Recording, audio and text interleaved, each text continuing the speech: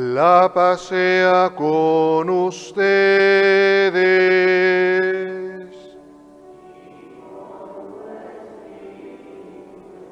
Escuchemos el Evangelio de vida y salvación de nuestro Señor Jesucristo, según San Lucas. Decía el apóstol: María exclamó: proclama mi alma las grandezas del Señor, y se alegra mi espíritu en Dios mi Salvador, porque ha puesto los ojos en la humildad de su esclava. Por eso desde ahora me llamarán bienaventurada todas las generaciones, porque ha hecho en mí cosas grandes el Todopoderoso, cuyo nombre es Santo. Su misericordia se derrama de generación en generación sobre los que le temen. Manifestó el poder de su brazo, dispersó a los soberbios de corazón, derribó de su trono a los poderosos y ensalzó a los humildes. Colmó de bienes a los hambrientos y a los ricos los despidió vacíos. Protegió a Israel, su siervo, recordando su misericordia, como había prometido a nuestros padres, Abraham y su descendencia, para siempre.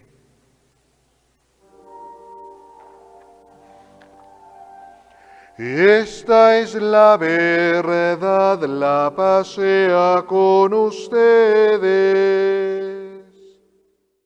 La contemplación del misterio del nacimiento del Salvador ha impulsado a la Iglesia y en general al pueblo cristiano no sólo a dirigirse a la Virgen Santísima como a la Madre de Jesús, sino también a recordarla como Madre de Dios. Esa verdad fue profundizada y percibida ya desde los primeros siglos de la era cristiana como una parte integrante del patrimonio de la fe católica, como lo refleja esta liturgia maronita de las felicitaciones de María, que data por lo menos del siglo II, finales, principios del III, hasta incluso cuando llega a su culmen, que fue en el año 431 con el concilio de Éfeso, donde se proclamó solemnemente que María era la Madre de Dios. En la primera comunidad cristiana, mientras crece entre los discípulos la conciencia de que Jesús es el Hijo de Dios, resulta cada vez más claro que María es la Madre de Dios. Si Jesús es Dios y María es la Madre de Jesús, por tanto María es Madre de Dios. Se trata de un título que no aparece explícitamente en los textos evangélicos. No se menciona que ella es Madre de Dios como tal, aunque en ellos se habla de la Madre de Jesús, por un lado, y por otra parte se afirma que Jesús es Dios. Entonces, se hace una relación prácticamente inmediata. Por lo demás, presentan a María como Madre del Emanuel. Y ahí sí lo dice textualmente, sobre todo cuando se lee en arameo el texto bíblico de San Mateo, dicen que María era la Madre del Emanuel, es decir, del Dios con nosotros. Ya en el siglo III, como se deduce de un antiguo testimonio escrito en Egipto, está escrito en copto, que es el lenguaje de aquella zona, se dirigían a María con esa oración que rezamos todos los días, el rosario. Y ustedes se la saben de memoria, espero que recen el rosario. Bajo tu amparo nos acogemos, ¿qué dice después? Ese texto del siglo III que conserva la tradición oriental católica es el primer testimonio escrito que conserva la Iglesia como testigo de que a la Virgen se le llamaba Madre de Dios. Es muy antiguo, estamos hablando prácticamente de 100 años después de la muerte del último de los apóstoles, que es precisamente aquel apóstol llamado San Juan Evangelista que acogió a la Santísima Virgen María. Entonces está en épocas muy recientes. Ustedes, yo creo, han conocido personas que a lo mejor fueron testigos de la expropiación petrolera en el año 37 o 38, ¿cuándo fue? O que fueron testigos de la Segunda Guerra Mundial o incluso de la Primera Guerra Mundial. Al menos mi abuelo ya tenía casi 20 años o 20 y tantos, mi abuelito, o sea, cuando ocurrió la Primera Guerra Mundial.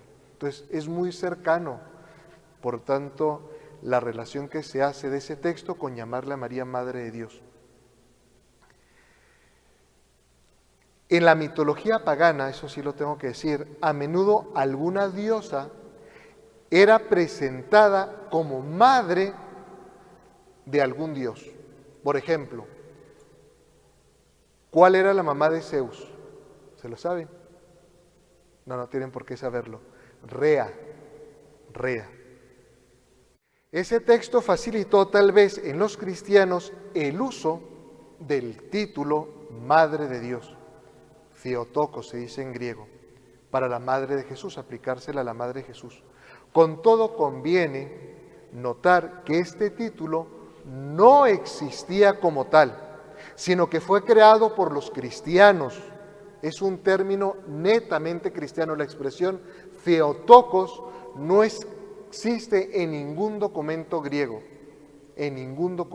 Vaya que hay documentos griegos muy importantes como los de Homero, la Ilíada, la Odisea, etc. Entonces no hay en ningún documento que se llame así a una persona, Theotokos. No existen incluso en la mitología pagana en la cual se diga así. Y la fe en la concepción virginal en el seno de María, de aquel que era desde siempre el Verbo eterno de Dios, tampoco se ve confirmada. Hay como algunos indicios que pudiera uno pensar que se usaban esos términos, pero jamás se utilizaron.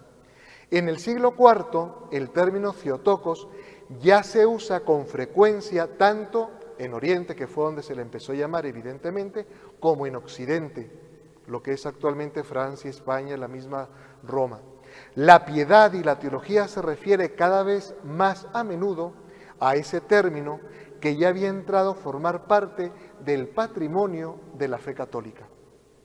Por ello se comprende el gran movimiento de protesta, o sea, el malestar que se ocasionó y que surgió en el siglo V, cuando Nestorio puso en duda la legitimidad del título Madre de Dios. Ya entramos los maronitas, porque si alguien defendió las dos naturalezas de Cristo, fuimos los católicos. Y por desprecio, esos católicos que defendimos las dos naturalezas, se nos llamaban los maronitas porque eran los que están en torno de San Marún. Y una de esas evidencias está precisamente en este título. Entonces ya había incluso inconformidad. En efecto, al pretender considerar a María solo como madre del hombre Jesús, sostenía que solo era correcta doctrinalmente la expresión de madre de Cristo, pero no madre de Dios, decía el hereje Nestorio. Es una herejía. María es madre de Jesús, madre de Cristo, sí, pero también es madre de Dios. Lo que indujo a Nestorio a ese error fue la dificultad, se entiende, que sentía para admitir la unidad de la persona de Cristo y su interpretación errónea de la distinción entre las dos naturalezas, divina y humana, presentes en la única persona divina de Cristo. El Concilio de Éfeso, que les mencioné ahorita, del 431, condenó tajantemente la tesis de Nestorio. Y al afirmar la subsistencia de la naturaleza divina y de la naturaleza humana en la única persona del Hijo, proclamó a María Madre de Dios.